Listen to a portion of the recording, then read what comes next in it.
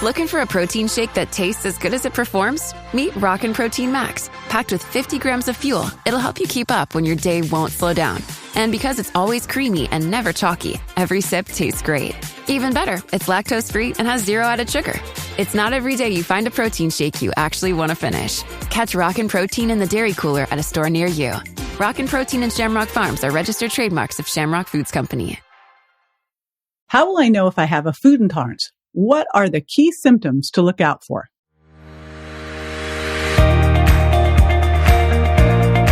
This is JJ Virgin, 4-time New York Times bestselling author, celebrity nutrition expert, and fitness Hall of Famer. I've been on a lifelong quest for answers to the toughest health questions. And now I'm sharing what I found with you. Welcome to Ask the Health Expert. Georgia from Instagram asks, how will I know if I have a food intolerance? What are the key symptoms to look out for? Oh, Georgia, this is my favorite subject. Thanks so much. I will be right back to list them out for you and then what the heck you should do about it and why it happens in the first place. Stay with me.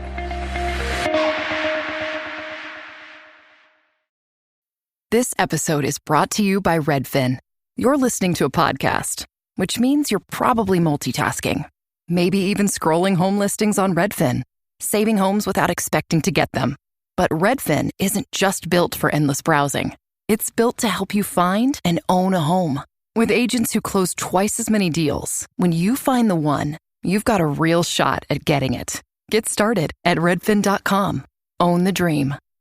I wrote a little song to remind you, Choice Hotels get you more of the experiences you value. The Cambria Hotel's got it all. A rooftop bar, have a ball. Bring a date, your squad, or even your mom. Book direct at choicehotels.com. Okay, so a food intolerance. So I wrote The Virgin Diet, which is how food intolerance can be, the real cause of weight gain. Also, a whole lot of other things. And it all happened because I was teaching how to use a food sensitivity test to doctors for them to be able to use this in their office. And what we found was when they used this in their office, people would walk in and they'd be complaining about these things: joint pain, headaches, moodiness, brain fog, gas and bloating, skin problems. They'd have autoimmune diseases, cravings. They couldn't lose weight. Those were the most classic things that I saw. And these doctors were seeing. So what we would do is we would do a food sensitivity test. And then the results took about 3 weeks to come back. And the results would come back. And I would work through this with the doctor, teaching them how to get the clients, the patients off these foods. And within a week, it was crazy. When you pulled these foods out, they would come back, and the interesting side effect was weight loss, but the big thing was, oh my gosh, my skin cleared up, my joint pain's gone, my headaches are gone, my fatigue is gone. All those things I just talked about, and I forgot to mention fatigue, like food. And so I always say people now come for the weight loss in the Virgin Diet, but they stay because they finally found the foods that they can love to eat because the foods love them back, right? So what is food intolerance? And what was interesting there was this result would take 3 weeks to come back. What I started to notice, having looked at hundreds of tests and then talked to doctors so that I could literally get the input from thousands of tests, is that the same foods always showed up. Gluten was a different thing that we would look at. So that was on its own, but it can create leaky gut or food intolerances. Food intolerances happen because of something called leaky gut. That's where your gut gets more permeable than it should be. Food that's not, food gets out into circulation where it shouldn't be. Your body launches an immune attack, builds up immune complexes because it's something you're eating a little bit every day, and starts to create all those symptoms. Pull the foods out, get rid of the immune complexes, lower the antibodies, and voila, you feel better. And the average person, as I put them through the Virgin Diet, lost 7 pounds in 7 days, which was crazy, and kept it off. Even better.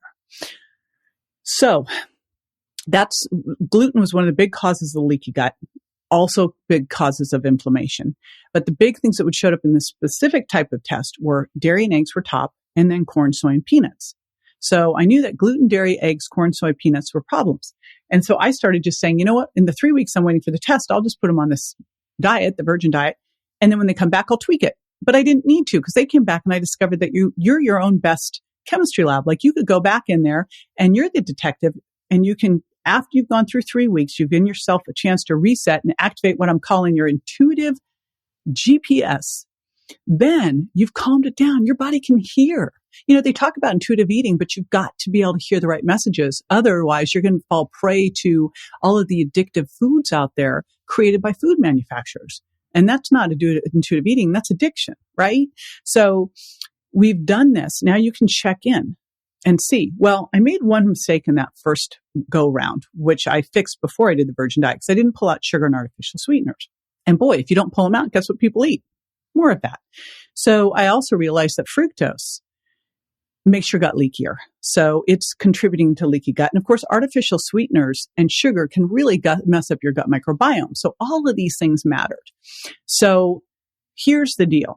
Any of those symptoms and more can show that you've got leaky gut. There are tests for this, but truthfully, the best test of all and the best starting place is to pull those foods out, give yourself time to detox and heal that gut and reset, and then go back and check in because a food sensitivity test is going to show you how reactive. The more reactive, the leakier your gut.